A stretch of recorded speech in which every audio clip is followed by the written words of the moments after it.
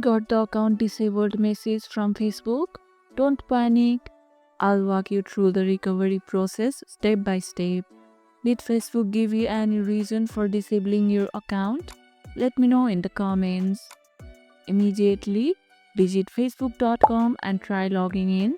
If disabled, you will see an option to submit an appeal. Click this immediately. Have your government issued ID ready, like driver's license, passport, or your citizenship. Facebook needs this to verify your identity. Take a clear photo and upload it. Write a polite but clear appeal explaining why this might be a mistake. Mention if you believe you didn't violate any community standards. Check your email's spam folder for messages from Facebook. Sometimes their responses end up there accidentally. Be patient. Appeals can take anywhere from 24 hours to 45 days. Don't submit multiple appeals as this can slow down the process. If this works for you, hit the like button, share it, subscribe, and leave a comment.